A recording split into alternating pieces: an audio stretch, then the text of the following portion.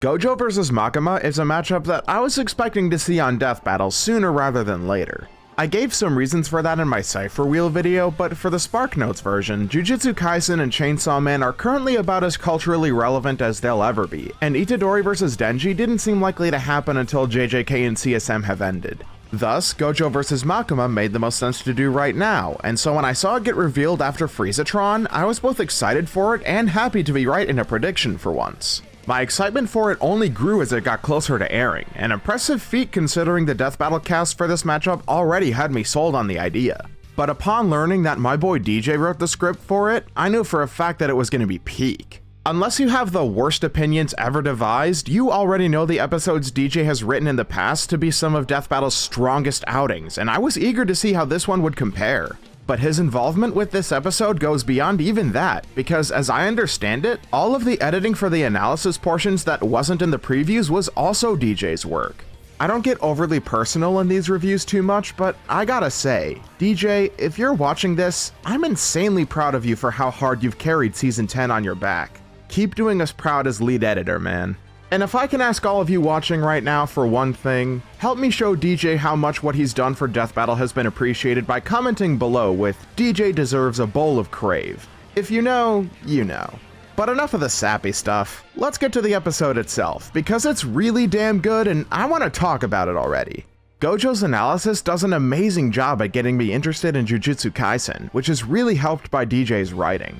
When covering a character like Gojo who is so central to their world, one could easily over-explain everything about that world and leave nothing for a newcomer to experience and learn about naturally. But Gojo's rundown does an impressive job at refraining from spoilers as much as possible, so there's still questions left unanswered that one could learn about by getting into Jujutsu Kaisen.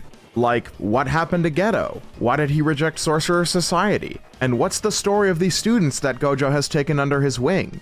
The analysis explains just as much as it needs to for the purposes of the debate while leaving the viewer wanting to know more, which I think is the ideal outcome when Death Battle uses characters from ongoing media. The full swath of Gojo's abilities was also explained in a way that's easy to follow for uninformed viewers. I picked up on the absurd complexity of his spatial manipulation pretty quickly, and it definitely sold me on how broken Limitless is as an ability. There aren't too many overt jokes in this rundown, but I think that's a good thing since Gojo's powers are so complicated that it's only right they take up most of the script.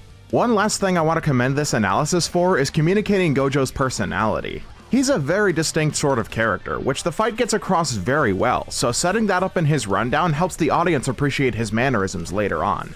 Makima's analysis is also excellent, sharing a lot of the same positives as Gojo's. It covers the world of Chainsaw Man in as much detail as it needs to, getting the viewer up to speed on how devils work while keeping a lot of Denji's story vague. This level of conciseness works doubly well for Makima, since her death being relatively early in the overarching plot of Chainsaw Man means the story succeeding her is largely irrelevant for Death Battle's purposes. This once again gives viewers something new to look forward to if they get into the source material, so this episode's 2 for 2 in that regard.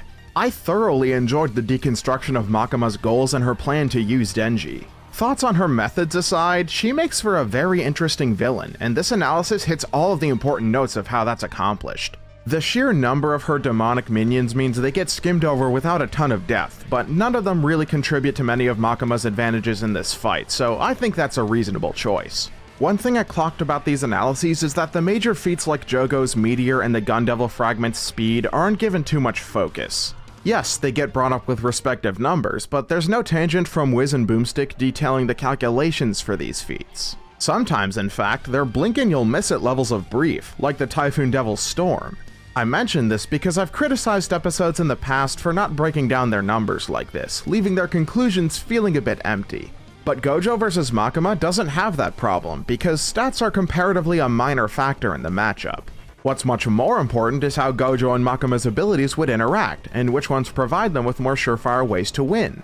This is a really complicated debate, which the team touched on in the commentary track when discussing the extra rules laid out during the interlude.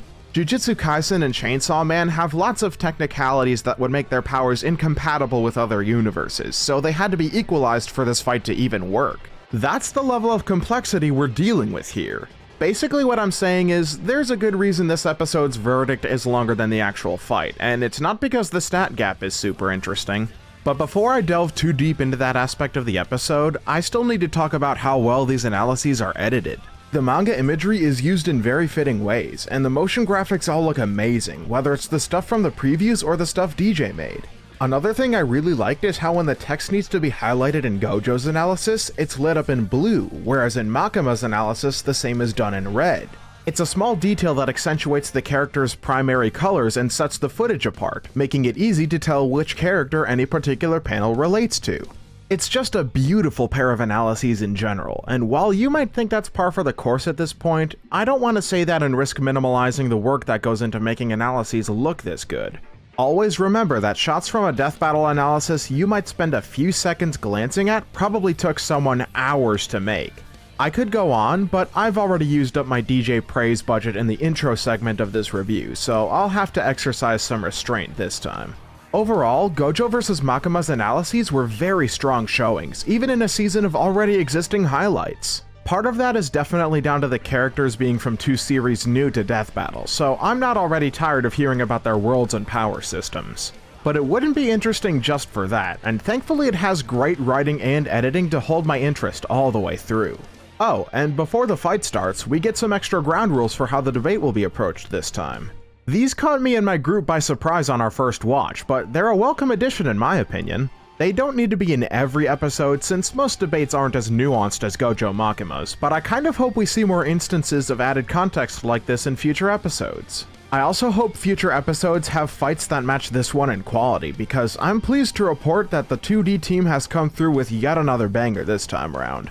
Gojo vs. Makima's battle isn't one of the longer ones this season, and it has less actual fighting due to the length of the setup, but I still find myself taken in by the incredible visuals and the very tight script that fits in everything the animation needed to feel complete.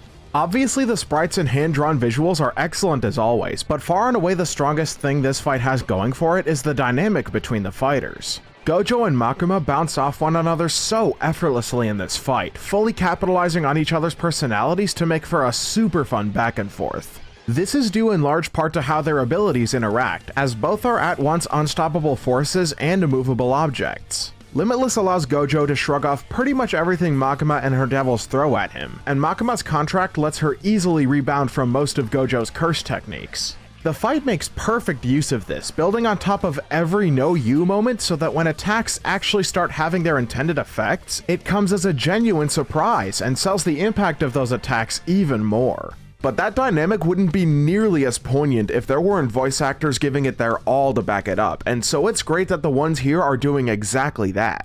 Gianni Matrograno has worn many masks in his time on Death Battle, but his performance as Gojo is very distinct from his past roles. Most of them are very serious and/or intense characters, with the only exception being Nathan, who's basically just a somewhat charismatic dude. Gojo's shit-eating confidence and laid-back efforts are quite unique by comparison, and Gianni also crushes the parts toward the end where Gojo finally takes the fight seriously. And on the flip side, Makima is voiced by Kelsey Jaffer, who I mainly know as the voice of Yao from Genshin Impact. She's a great fit for the Control Devil in this fight, nailing the sort of deadpan delivery Makima is known for while managing to also get her more emotive moments down pat. And while I'm on that note, I've seen quite a few people saying Makima was out of character for showing emotion, but like, there are plenty of instances where she shows emotion in Chainsaw Man, and the fight only has her being expressive at points where it makes sense for her to be, like when she has the advantage or is about to die. So to those people, I respectfully ask, girl, what the fuck is you talking about? Anyway, let's touch on one more thing before we break down the battle. Now, if you've been following my reviews for a while, you've probably picked up on how easy it is to impress me with a death battle track. I'm a big music enjoyer, especially when the lyrics aren't as important as what the songs are associated with, so Brandon and Therwolf basically just have to make something that's fun to listen to with cool instrumentation, and I'll probably go cuckoo for Cocoa Puffs over it. So it should come as no surprise to you when I say that Who Wears the Crown fucking shreds. Therwolf went fucking crazy with this song. I've listened to it at least once a day since it was released on iTunes. It wears its JJK and CSM inspirations on its sleeve while doing enough of its own things to make it unique, and those things are fucking awesome. The guitar lines are badass, the beat is energetic and super addicting, the strings sound amazing, and the lyrics are really cool while still suiting the matchup. Really, the one thing I have to complain about with this song is that it's only 2.5 minutes long. That's not the song feeling rushed or anything, I just want more of it. And when my one problem with something is I want more of it, that's probably a good sign of its quality in the final analysis. But that's enough of me being a big smelly music nerd. Much like Denji sending Makima back to hell, let's break this fight down into parts and see what conclusions about it we can cook up. We open on an incident log detailing anomalous curse activity at a local Tokyo mall, which is meant to reflect similar incident logs used to list information in Jujutsu Kaisen. This is both a unique way of framing the fight and a good way to establish how Gojo and Makima come to butt heads, which we see play out in the following scenes. We hard cut to Makima watching a movie at the mall, and we can see that she's watching Samurai Jack vs. Afro Samurai? I can't say I expected this, but I guess if you wanted to put a death battle in theaters, it'd only make sense to go for one of the show's best.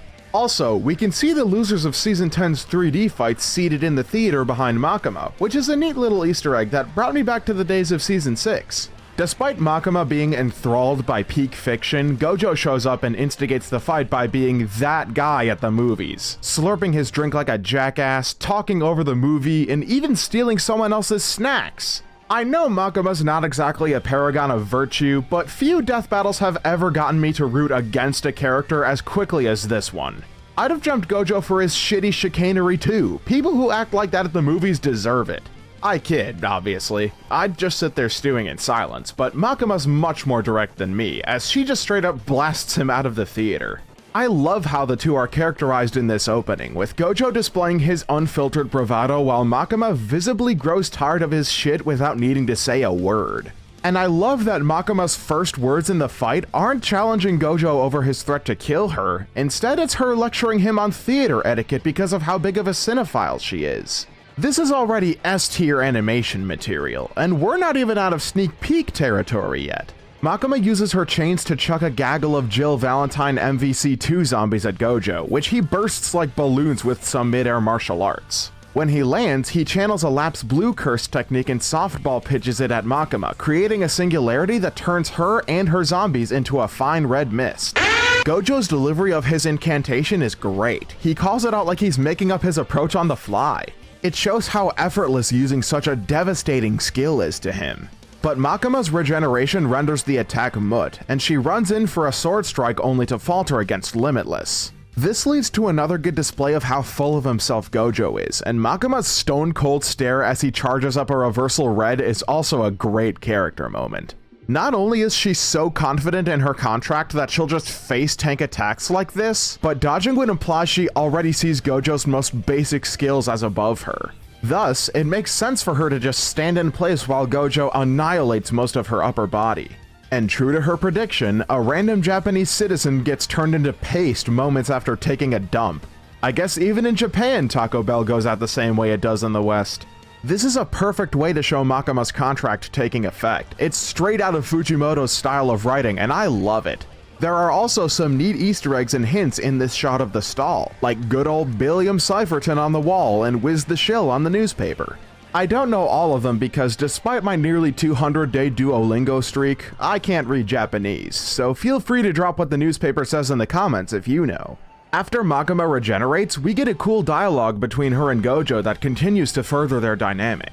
I want to take this opportunity to highlight the mall setting because it's a great choice for this battle for a number of reasons. Not only does it suit the modern day setting that both Jujutsu Kaisen and Chainsaw Man share, but it makes for a good location to showcase Makima's contract affecting Japanese citizens. And as an added plus, it provides even more opportunities for Easter eggs and nods to other death battles, like Knives Inc. from Dio vs. Alucard and Wimpy's Hamburgers from Saitama vs. Popeye. But back to Gojo and Makima's exchange here, Makima's response to Gojo declaring himself as the strongest is great. It reveals a bit of admiration she has for Gojo's power, while still fully expressing her annoyance with him without breaking her flat demeanor. Then her chains reach out and reveal a bunch of demons and hybrids on the mall's upper floors, showing that the kid gloves are officially off. Now that Makima has a better sense of what Gojo can do, she's gonna throw everything she has at him.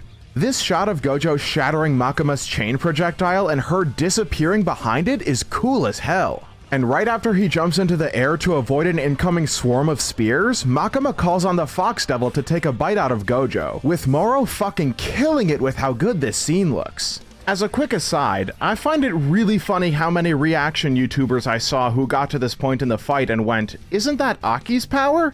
Way to unintentionally admit that you're the kinds of people who skip the analyses and just watch the animation, fellas.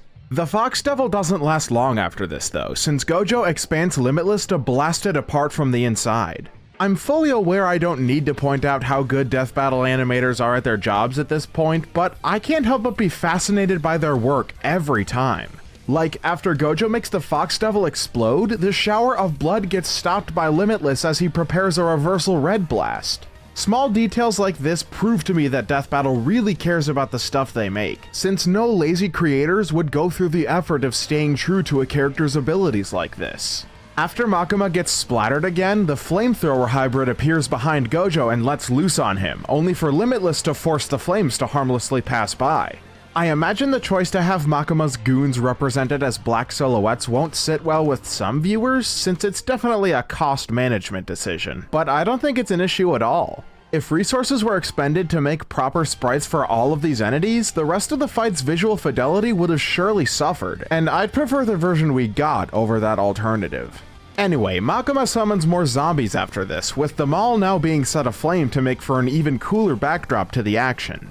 Another small detail worth highlighting here is that Makima always returns to the same posture after regenerating from fatal wounds in this fight, standing straight with her hands behind her back.